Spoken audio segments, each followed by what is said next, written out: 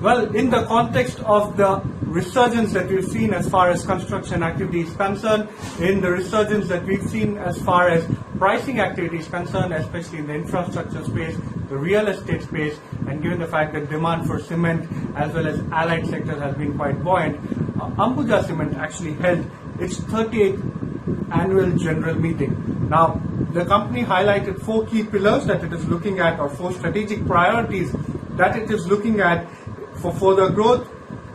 The first pillar was competitiveness, growth, innovation, as well as digital are the 4 pillars that the company has highlighted. Now, also what you need to keep an eye out for is that, remember, both ACC as well as Ambuja, both of which who share the same parent company, LafargeHolcim, have been criticized quite severely in the past for not having enough of priority as far as capex, capacity addition in the Indian market is concerned.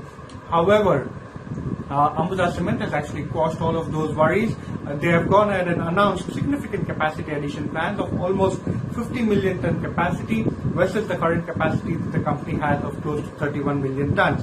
The company also said that it is evaluating brownfield growth potential in east as well as western regions. It has not given clear indications as to where exactly this particular development capacity additions would be done, but however the company has indicated that clearly that it is on the expansion path, and this is something that will be music to the ears of the shareholders, given the fact that they've waited quite patiently for the company to get quite aggressive in terms of capacity addition and competitiveness as far as the Indian market is concerned.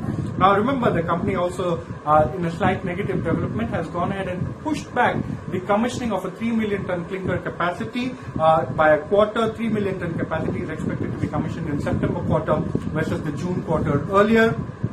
Company also has mentioned that ESG remains a focus, and the company's target is to reduce carbon emissions significantly. Remember, the company has entered into an MSA, or a master supply agreement, with ACC in the last couple of years.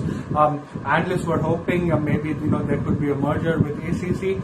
However, this particular master supply agreement has gone ahead and increased almost 5% of the PBT to both ACC as well as Ambuja. The company has said that this again continues to remain a significant priority area. Company would be looking to go ahead and improve margins.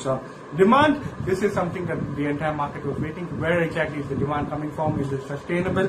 Company said that, and the management was quite constructive as far as demand trends were concerned. Demand is seen from underlying trends of urbanization as well as infrastructure. Demand also seen from the government's trust as far as affordable housing is concerned. Cost reduction trend is something that the company has focused on quite significantly.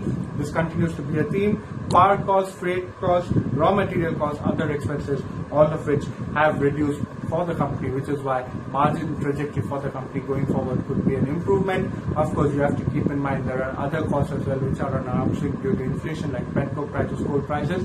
But other than that, whatever the company can be done as far as operational costs are concerned, company is doing it quite strongly, and this is something to keep an eye out for.